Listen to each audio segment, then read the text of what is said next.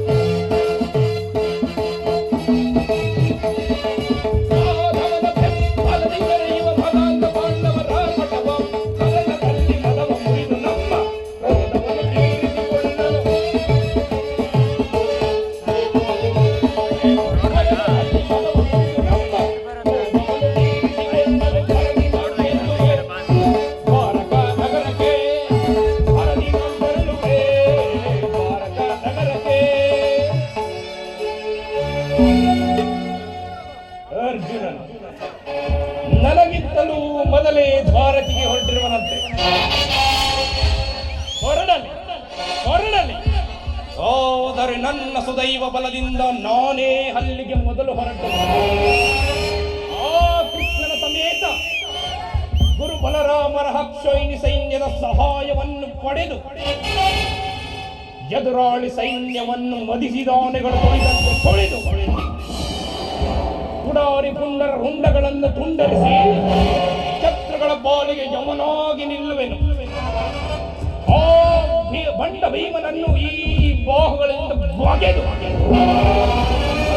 ಪಾಂಡವ ಭಕ್ತನ ಶಿರಸ್ಸನ್ನು ಧರೆ ಗುರುಳಿಸಿ ನಿಲ್ಲುವೆನು. ನಿಂತು ಗೆಲ್ಲುವೆನು. ಗೆದ್ದು ಈ ಧರೆಯನ್ನಾಳುವೆನು. ನಾನೇ ಈ ಧರೆಯನ್ನಾಳುವೆನು. ಸತ್ತರೆ ಸಾಯುಜ್ಯ, ಬದುಕಿದರೆ ಸಾಮ್ರಾಜ್ಯ, ಅಖಂಡ ಸಾಮ್ರಾಜ್ಯ.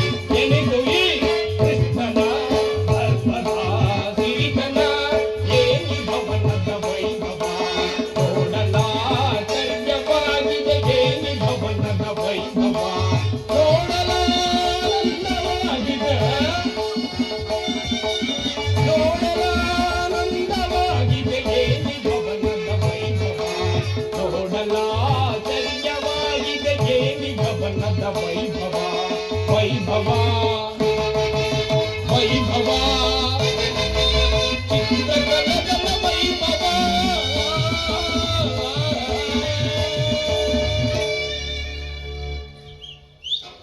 ಏನಿ ಭವ್ಯ ಭವನದ ಶೃಂಗಾರ ವೈಭವ, ಏನಿ ಭವನದ ಕಲಾಕೃತಿ. ಎತ್ತ ನೋಡಿದರೂ ಮುತ್ತು ರತ್ನಗಳಿಂದ ಕೆತ್ತಲ್ಪಟ್ಟ ಸಾಲು ಕಂಬಗಳ ಸೊಬಗು.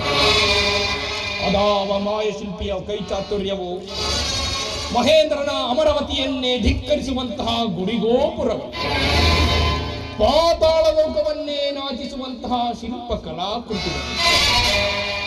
ಎತ್ತ ನೋಡಿದರೂ ಮುತ್ತು ರತ್ನಗಳ ರಾಶಿ ರಾಶಿ, ರತ್ನ ಖಚಿತವಾದ ಆಸಿಗಂಬಳಿ. ಅದಾವ ಸಾಮ್ರಾಜ್ಯದ ಅರಸು, ಚಂದ್ರಕುಲ ಚಕ್ರೇಶ್ವರನಿಗಿಲ್ಲದ ವರದ ಆಡಂಬರ ಈ ಗೊಲ್ಲನಿಗೇಕೆ ಕೂಡದು ಕೂಡದು. ಓಹೋ,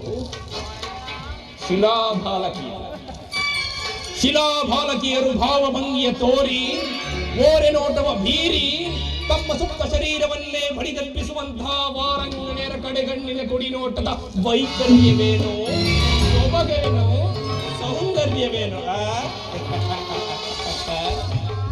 ಬಳ್ಳಿಯಂತೆ ಬೆಳಕುವ ನಡುವು, ಮಿಂಚಿನಂತೆ ಹೊಳೆಯುವ ನಯನಗಳು, ಸಂಪಿಗೆ ಹೂವಿನಂತಹ ನಾಸಿಕ, ಮಧು ಚಂದ್ರನನ್ನೇ ಮೋಹಿಸುವಂತಹ ಮಂದಹಾಸ. ಅಬ್ಬ, ಇವರನ್ನು ನೋಡುತ್ತಿದ್ದರೆ ನನಗೂ ಒಮ್ಮೆ ಬಿಗಿದ ಬಲೇನುವ ಬಲೆ.